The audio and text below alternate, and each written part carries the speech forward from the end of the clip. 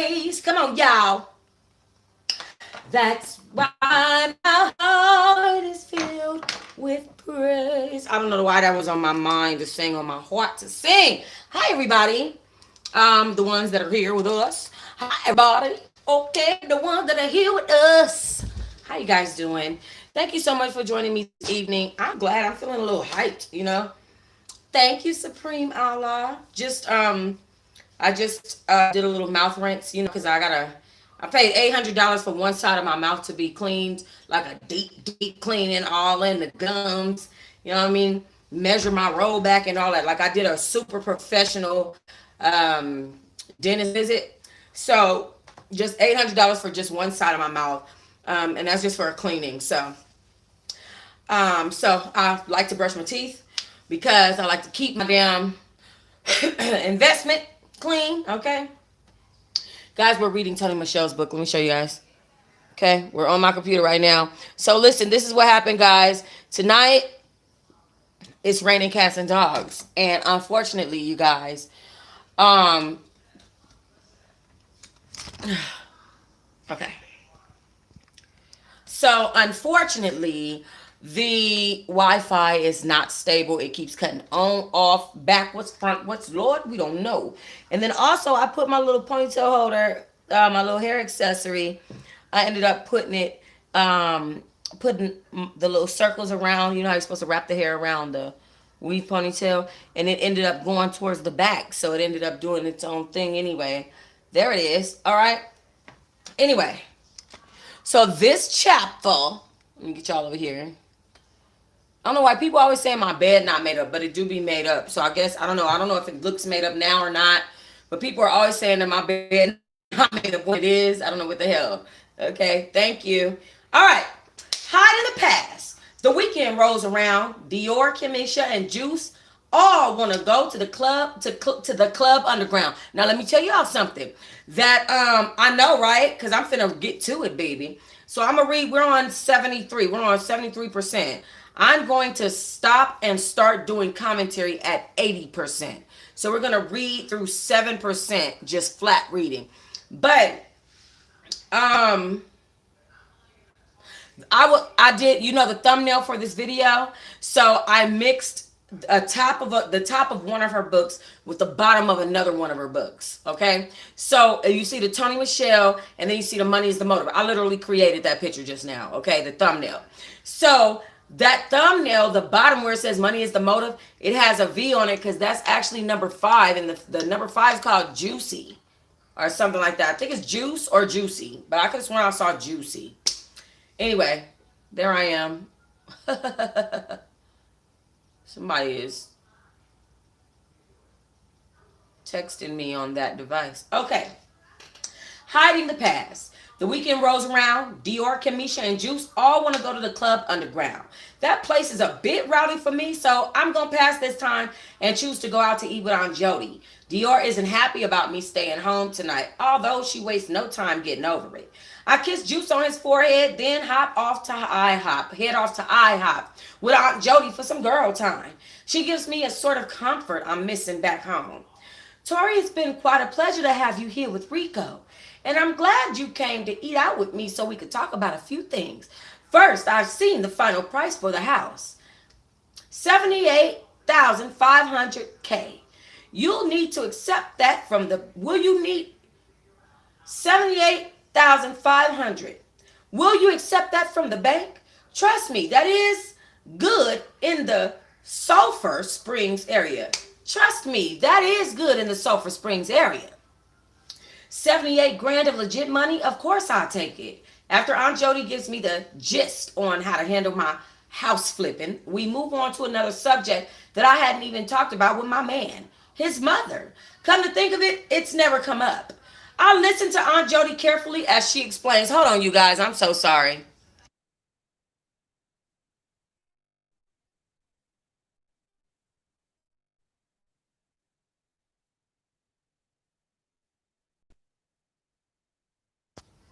I'm sorry, I don't know what was going on with my child.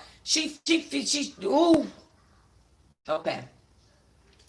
78 grand of legit money, of course I'll take it. After Aunt Jody gives me the gist on how to handle my house flipping, we move on to another subject that I hadn't even talked about with my man, his mother. Come to think of it, it's never come up.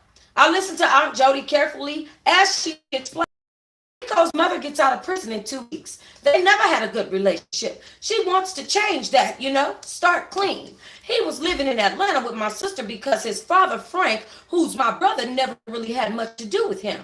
His mother was a heavy drug user. He has other siblings, but I don't know much about them since his mother never actually kept any of her babies. I kept in contact with her. She's looking to change. I looked at Aunt Jody with a blank stare. Juice never told me any of this, not even when I told him how much I miss Chrissy and how much I hated Terrence Sr. for leaving us. Why wouldn't he share this with me? Feeling hurt and betrayed, I can't help but give Aunt Jody an earful of my life and my mother's untimely death. Earful of life and my mother's untimely death. I even told her about that deadbeat that left his twins, which he lived in the same house with for 17 years, at their mother's funeral. That made me mad from time to time, and it made me feel a little worthless. I mean, how was Terrence Sr. really feeling about us all those years? Come to think about it, maybe that's why I never really got emotionally attached to anyone for long. But I don't cry over spilled milk.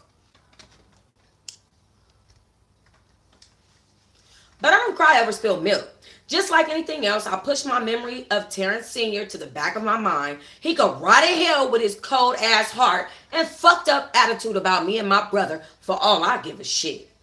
I'm a little upset that Rico did not tell me about his mom. I confessed to Aunt Jody. Does Rico know she's getting out? I questioned. Yes. Does he like it? Yes and no. Because he wants to see her, and I'm surprised he didn't say anything about her to you. I cannot wait to get home to confront him. I think to myself, this baby has me in a piss poor mood, and hearing that Juice has been keeping a secret from me just made it worse. When I get back home, it is only 2 a.m., so Juice won't be home for a while. I flip the TV to Lifetime and watch it until it watches me. I awake next to Juice rubbing my eyes. I awake to Juice rubbing my thighs. Sorry, guys. I awake to Juice rubbing my thighs. I slap his hand off of me. He keep on touching me. I smell the liquor seeping through his pores and the weed on his clothes. He drunk and high. He think he about to beat up the pussy. He got another thing coming. Jumping up from the bed. Juice, why didn't you tell me about your mother? Your real mother that's getting out of jail in 2 weeks? Once I presented this information, he sobers up quickly, stepping back with a frown on his face. Man, that ain't my mom. She just the woman who pushed me out her ass and left me in the hospital. I ain't seen Maria since I was 16. I ain't looking forward for her. I ain't looking for her ass at no 27. You feel me? I don't answer that. In fact, the shit kind of sad because I personally know that feeling. It's just every single time I see Maria, I'm disappointed. My real mom is in Atlanta. She raised me, loved me. She ain't had no kids, but she took me in and did what a real woman would do. I swear I wasn't trying to hide shit. Just know I'm going to be in my child life. I ain't going to be like Maria. Juice is looking me in the eyes. And even though I'm still mad, I feel kind of stupid. Yes, he should have told me, but maybe I should have approached the situation in a different way. Any kind of mood Juice was in before I confronted him, I fucked up.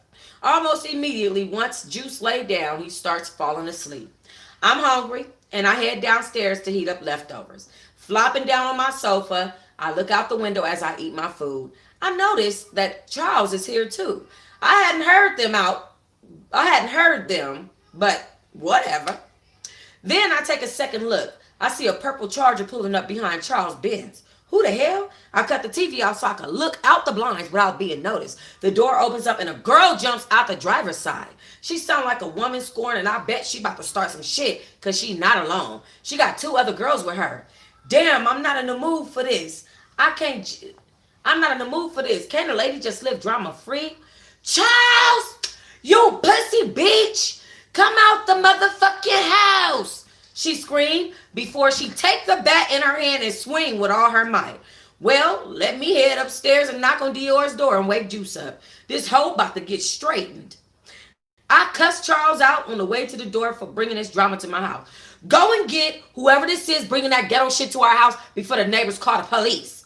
Yeah, Charles, handle that shit. Dior chimes in after me. I could promise you this shit ain't what she want, so you better get her, Dior snapped. As we opened the door and she, the scorned chick, sees Charles, yeah, bitch. She points at the Benz. I followed your dumb ass. Fuck, nigga. You thought I was going for the bullshit that you was saying on the phone to me. She yells as she busts another window out. Akima, yo, you tripping, yo. You know I don't fuck with you like that with your dumb ass. Where my baby's at anyway? Why you acting like this? Charles said, holding on to Dior. They at home where you said you was gonna be. You know what? Fuck you, Charles. Wham! And there went the back window. Juice had enough because he steps off the porch and approaches Akima. Hey, y'all gotta get the fuck away from here with that bullshit right now. Well, tell your pussy ass homeboy to bring his ass off the porch so I could whoop his ass, so I could whoop his punk ass. Ugh, this bitch is so damn ghetto. She irking my nerves. Her hair is platinum blonde and nappy around the edges. Her outfit is a hot mess too. It's some kind of spandex colored ass bodysuit. And it just does not flatter her awkwardly shaped body. This hoe is plain outright tacky and I want her away from my house. There was a brief moment of silence before Dior started laughing. All right, Charles. You could go ahead and go. You beat the pussy 2 times already before she got here. You straight, boo. You could leave. Laughing. He gonna be tired too. He gonna be too tired to fuck you anyway. Dior's words burn like fire through Akima's skin and jealousy fills her eyes. Oh! So this who you been staying out with all night. And bitch, you think it's funny? Dior snickers. Nah, ho, I'm thinking you funny. As a matter of fact, I think you funny as shit. It's broke ass, dusty ass bitches like you that give females like me a bad name. You desperate bitch. I arch my eyebrow and smile. Go bestie. It isn't often Dior acts like this, but when she does, I really like it. Once Dior said that, it was a wave of silence. Before Akima's friend could grab her and stop her from making a regretful move, she runs up to our porch. Instead of hitting Charles, this dummy swings at Dior and misses. I pushed her, so she stumbles, and Dior grabs her and gives her the business. Bah! Dior has Akima pushed against the front door, punching her in the face. The swift, hard licks echo off the porch. We give them a little bit of space just for a moment. I bet next time she'll think twice before running up to a strange woman. The scary friend she brought with her don't even come to help her. That was best enough. I would have hated to see one of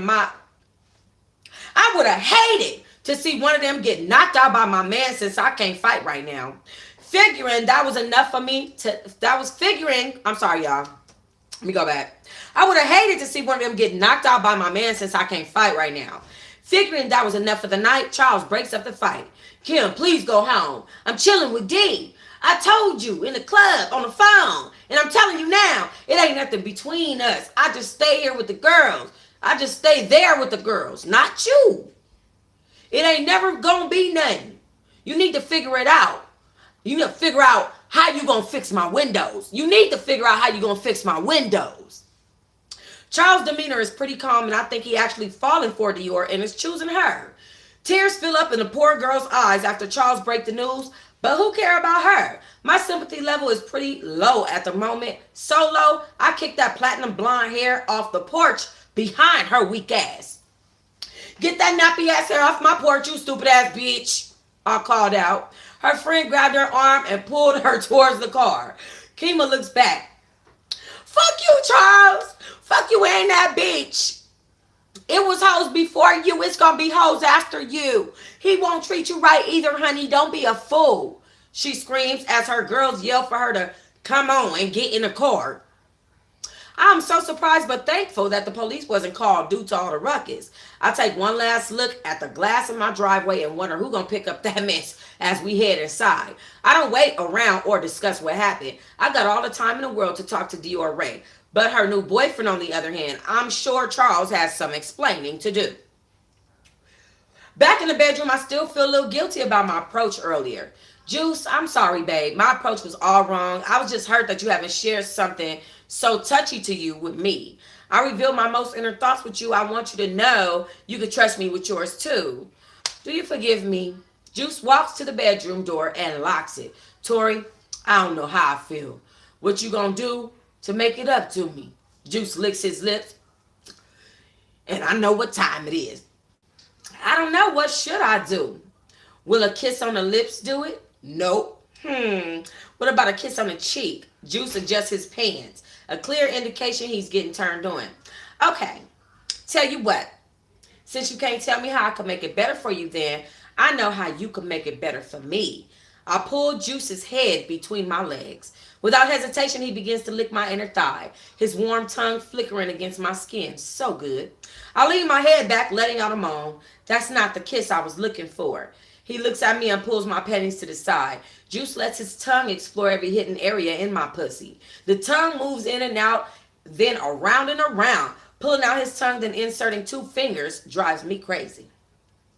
I clutch the sheets and squirm around. Juice firmly holds my hips as he licks and sucks what seems like my insides dry. I'm so ready for your dick. I bite my juicy bottom lip in anticipation of his manhood. Juice completely ignores me and continues fingering me slowly. He puts his finger, he continues to finger me. Slowly, he pulls his fingers out, licks them before reinserting them. I feel that familiar tingling and tightening in my stomach. Holding back is not something I want to do tonight. He about to get wet. Literally letting my pussy relax, I push slightly. Warm, clear water like cum splashes all over the edge of the bed and on his chest. Juice loved this shit so much that he gladly licks it up with a smile. Damn, Tori, I want that ass. Turn around and put that ass in the air. Turn around and put it up in the air. I do as instructed. Spread your ass cheeks apart. Let me get in there. He catches me off guard. I was expecting him to drop the dick off in my pussy, not my ass. Either way, I could hang. Both of my hoes come, and they come hard. Tony, really? Is this the type of mood you was in, Tony? What the? I'm so embarrassed, Tony. I'm so embarrassed. I feel like I'm talking about my own poom poom. Either way, I can hang. Both of my hoes come and they come hard. He's gentle in my ass and strokes me with care. Pushing deep inside of me makes me weak. I hold my head down and squeeze the sheets. It feels so good and I love this shit. Juice damn sure know how to please me. Over the next few days, Auntie Jody and I spent time preparing for the arrival of Juice's mother. We plan to have friends and family along with a big meal. She needs to feel welcomed after 9.5 years locked up. I would like to come home to this. Since me and my little peanut inside me have been as one, I don't feel like cooking. I do the next best thing and search online for a catering company. With no luck, Kimisha finally tells me to call the Urban Culinary Soul Food Company. They sound good and it's not far from Tampa Palms. With one call, all of the arrangements for food is done. Cajun style, Alaska salmon, red beans and rice with sausage, barbecue pork chops, collard green, yellow rice, and baked chicken. Enough food. When I get that out of the way, I decide it's time to work on me. I want Juice's mother to see me at my best. What woman wouldn't want her son? What woman would want her son with just anybody? I do not wish to send the wrong message by showing too much skin or being too much of a diva. I want to be the epitome of a mother and a classy lady when this woman lays eyes on me for the first time. I actually feel like doing some shopping, so I decided to go to International Mall alone against my better judgment. I hit Dillard's, Coach Diesel, and Forever 21. I pick up some clothes for me and some clothes for Juice. I'm loaded down with bags when I get a call from my man asking me to come home soon. He wants to have some alone time since there's no one at his house at the moment. Smiling, I gladly accept his invitation and head out of the mall. I've been out here a few times. I'm pretty sure I can get home on my own. Instead of turning on my GPS like I normally do, I rely on my memory to guide me. As I sit at the light, jamming my iPod, I'll look in the rearview mirror and I see a black Ford. It can't be. I take a second look and see the driver, and I think it's the same guy from the club, and my heart falls to the floor. Fuck, fuck, fuck! I called Juice back. No answer. The light turned green, and out of fear, I kept straight. The fusions get on the side of me. The fusion gets on the side of me. I guess to confirm my suspicions, and yep, this was the same car, same guy. I can't imagine somebody being so hell-bent on being knocked out in the club that he has to be following me all over town. The Ford fell back and got behind my BMW truck. I called Dior, nothing. Kemisha, straight to voicemail. I don't have anyone else I can call besides Aunt Jody. What the hell was I gonna do? Okay, Tori, calm down and just think. I say out loud to myself, but it doesn't help. I went from a very populated road to a dirty, drug-infested neighborhood in no time.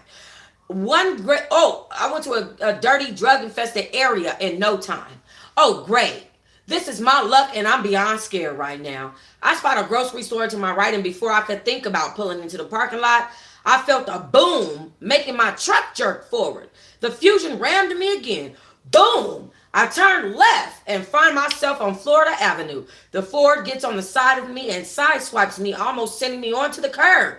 It is dark and I can't get a good look inside the car.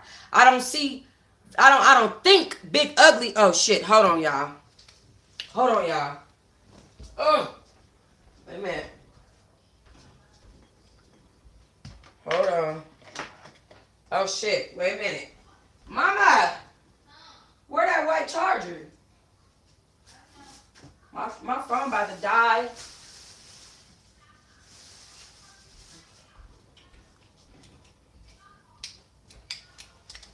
Hold on, y'all. Let me get y'all plugged in because my shit about to die. Oh, so many complications tonight. The Wi-Fi, the this, the that. Damn.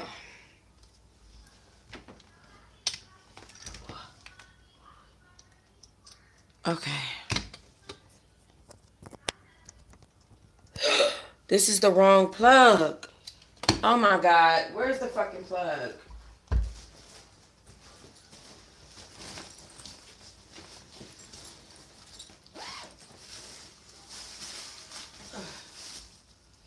Goodness. Excuse my dresser, y'all. I know it's dirty. Okay. Woo, Lord. I had to get y'all plugged in for the phone died on me.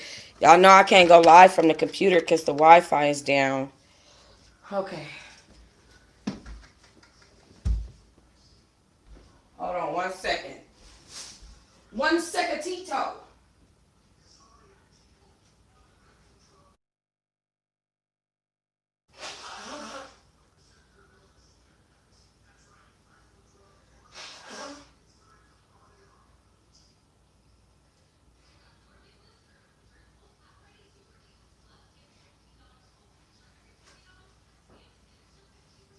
All right.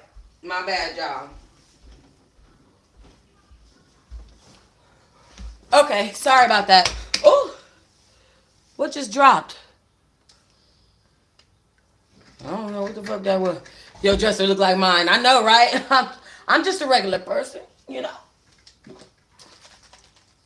Drinking a little bit of this. Ooh, Lord. I don't think Big Ugly is alone. I frantically pick up the phone and call Juice again. I'm hit again. This time the side swipe knocks the phone out of my hand. I grip the steering wheel hard and brace for another impact. This time, the side swipe sends me on the curb and I stop inches away from a light pole. Satisfied, the fusion speeds off. After gathering my thoughts for a moment, I jump out of my truck to look at the damage, and it's a bust. My front bumper is laying on the curb and my back door is smashed in. My phone starts ringing by the Keith Sweat, Make It Last Forever ringtone. I know it's Juice calling me back. I hurried to the truck and answered, Juice, the Ford Fusion was following me and they swiped me and rammed me into the back of the truck and they rammed the back of the truck and I ran into a curb. I was so hysterical, I almost didn't hear Juice talking. All right, baby, calm down, please. I can get there in 10 minutes, but Kamisha and Mel are just around the corner. Just talk to them. That's why I missed your call the first time. I just talked to them. I just talked to them. That's why I missed your call the first time. Let me call them and send them up there. Just hang tight, baby. I'm coming. When I see Kamisha, I hug her tightly. I can no longer fight the tears off. I lose my composure and break down. Misha, I was coming from International Mall and the big ugly dude from the club was following me and ran me off the road. Just as I finished telling Misha what happened, Juice pulls up. My first thought was, where the fuck was he? I thought he was home. He called me and told me to come back, yet it only took him 10 minutes to get to me. I would have to put those thoughts aside for now. We have more important issues to deal with at this moment. Wrapping my arms around Juice's neck gives me a feeling of relief and safety. His touch is so needed and welcome. I calm down and get a chance to take a look at my car. A good look. Realizing just how dangerous this situation is, I tear up in Juice's arms again. Once the police come, I make a report as a hit and run. I have no idea why I didn't just tell the complete truth and put this dude in jail, but I just couldn't. My gut was telling me meeting him in the club and him trying to talk to me was no accident. Ariane knows we're in Tampa and making sure he sends his goons to finish us off no matter what it takes. During our ride back home, I noticed that Juice's phone keep ringing. Aren't you going to answer that? Juice looks at me out the side of his eye. I look down into my surprise. I look down into my surprise. He has flipped over his phone. Top secret, huh? Juice still doesn't respond. Top secret shit, huh? Juice still doesn't respond, which is now getting old. Just like his phone ringing back to back. Juice powers down the phone. Finally speaking. Look, Tori, I'm more than furious about what just happened, and it happened the day before my mama comes home. I don't need this shit right now, I swear. I look at him, but I don't say anything. Was it him or me that was ran off the road? I'm just gonna be quiet, though. Today was in shambles, and the last thing I need is more stress and to stress Juice out over petty shit like his phone ringing. To get my mind off today's events, I call the person that I miss the most, Terrence. After telling him what just happened, my twin gladly accepts my invite to Tampa for a week. It was sort of perfect timing because Terrence was on a 2-week vacation from work and could come in the morning.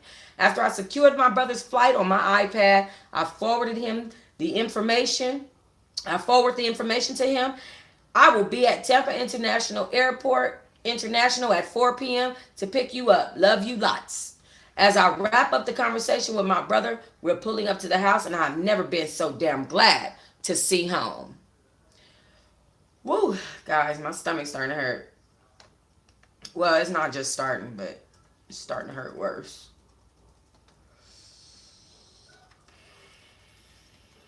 Hold on. All right.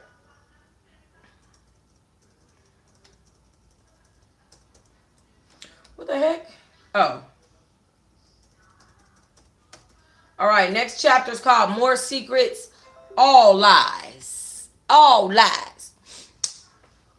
The next morning, my head hurt, and that damn phone and Juice keep ringing. Before I could lean over and look at the phone, Juice grabs the phone and heads to the bathroom. Hearing him say, I'm going to hit you when I get there. Then ending the conversation has me nothing but curious. I sit on the side of the bed waiting to hear the phone ring again, but it doesn't. Whoever that was is finally satisfied with his answer of calling when he gets there. Obviously, it's none of my business, or so his ass think. Juice has never not answered his phone in front of me. He's never not answered his phone in front of me. Maybe it has something to do with Ariane's situation, but he don't want me involved. Maybe the less I know, the better off I'll be. I focus on the day ahead of me because what is done in the dark comes to the light. My situation is living proof. I wait for him to come out the shower and enter myself. Just like I suspected, he's getting ready to leave. Where you going? I asked calmly. You going with me, so hurry up and get dressed. We got a lot of shit to do. And tell Dior to come too. We need her. Thinking about his mother's arrival and my brother's as well, I understand that we do not have time to waste, and I do just as he asks. The car ride is silent. I'm wondering where we going. The food doesn't have to be picked up for hours. Aunt Jody was going to pick his mother up from the Greyhound around 6. So where could we be going? Tori, close your eyes, and Dior, don't spoil it either. Close my eyes? What? Why? I giggle. Juice nor D-Ray answer as I put my hands over my eyes. I feel the car come to a stop. Juice, this ain't funny. This isn't funny. What are we doing? And Dior, I can't believe you going along with this. Dior snickering has me feeling she can see my surprise. Tori, I'ma walk you to your surprise. Man, keep your eyes closed, Juice says as he guides me out of the car. We walk for what seemed like forever and then we stop. Open your eyes. Removing my hand and opening my eyes, I'm confused and happy at the same damn time. It's a Challenger. Practically new. It's pink with 2 white stripes going from the hood to the trunk. It has 24-inch chrome rims and white leather seats. Oh my God, baby, I love it. Is it for me? Juice looks at me with a big smile. Baby, this yours. I'm going to take care of the cost. When you get the insurance, check for your truck. Put it up for the baby. When you get the insurance check for your truck, put it up for the baby. Placing his hand on my stomach and kissing me. I bought the tag off your truck with me. I'm going to handle all the paperwork. Y'all take care of the business for the day and get straight for my mom's. So get straight for my mom's and yo peeps. Y'all handle the business. Y'all take care of the business for the day and get straight for my mom's and yo peeps. Juice hands me the keys and we gladly ride off to our next destination. The rest of the morning was love. We picked up the catering, set up the house for the expected friends and family night we were about to have. By the time it's said and done, we barely have enough time to shower and get dressed. It is time to get Terrence. Pulling up to the airport's waiting area, I'm overly excited right now. If you're not a twin, then it's difficult to understand the comfort you feel when you connect with them after you've been apart or have troubled times. I look through a crowd of people, then I spot my brother. His extremely light skin, hazel eyes, and chiseled physique is hard to miss. I jump out the car and give Terrence the tightest, longest hug, and I think I've given him since Chrissy died. Dior gives him a hug that seems a little too friendly. I know they've always crushed on each other, but that they never went there. Dior said Terrence was too much like me, and it would seem weird sleeping with her best friend's brother. However, I never put it past them. As Terrence loads his luggage in my car, he can't help but observe my new ride. He notices our new hair, our jewelry, and our clothes. I never told Terrence what I was doing to get the money I was getting. I felt like it was time to be honest about everything, including the fact that he was going to be an uncle. I quickly catch my brother up to speed on my life the past few months, and I'm pleasantly surprised at his reaction. Terrence was always the apple of the eye child. Terrence could not and did not do anything wrong in my family's opinion. Never got into any trouble and avoided danger at all costs, unlike his sister. Although he has never talked down on my choices in life, he's always been clear that we may have been born on the same day, but we were certainly two different people. I look up in the rearview mirror and smile. So lame, I think to myself, but it keeps him grounded. Hey, TJ, Terrence Jr., I did a little shopping the other day. I was going to mail you these things. I was going to mail these things to you, but since you're here, I hand my brother a bag of clothes I had bought for him before the incident the other day. The bag contained Gucci, Louis V, the latest Jordan sneakers, and $3,000 of spending money while he was here visiting. I don't want it to seem as if he wants for anything when he's with me. Thanks, sis. Terrence leaned over and gave me a kiss on the cheek. Terrence leaned over and gave me a kiss on the cheek. I proceeded to give him a heads up on what he should expect when he gets to my temporary crib. Juice's mom also coming today. You finally get to meet the new love of my life, the love of my life. And I get to meet the woman who gave my man life. All of our guests have arrived, and just in time. Aunt Jody's Range Rover is pulling up. My heart instantly starts beating fast. My palms are sweaty. My legs feel like noodles. What if she don't like me? What if I don't like her? I whisper to Dior. Rolling her eyes, Dior smacks me on my hand as if to simply say, stop it. Everyone gathered around quickly and took place. I stared out of the window thinking to myself, What does the woman that gave birth to a creature so beautiful look like? Aunt Jody gets out and walks to the passenger side of her truck. One small foot to the next foot. The woman exiting the range is a little Hispanic woman with long, thick, black, curly hair. Come to think of it, Juice does kind of look mixed to me. This would explain his smooth, dark skin and his wavy hair. As she approached the door, I had noticed behind me that everyone stepped back and left me up front.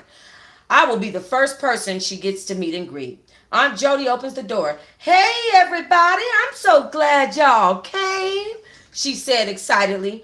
Tori, where's Juice? Aunt Jody looking around the room. Aunt Jody says, looking around the room. He hasn't made it back. He said he would be here in 20 minutes, I said with a smile while trying not to seem apprehensive. Obviously disappointed in her nephew for not being here on time, Aunt Jody steps from behind Maria, giving off a slight smile. Maria, would you like to meet Rico's girlfriend, Tori? They'll be having a baby soon. The small frame woman looks at me with a smile, then giving me a warm hug. She spoke with a thick, heavy Latin accent. Hello, beautiful.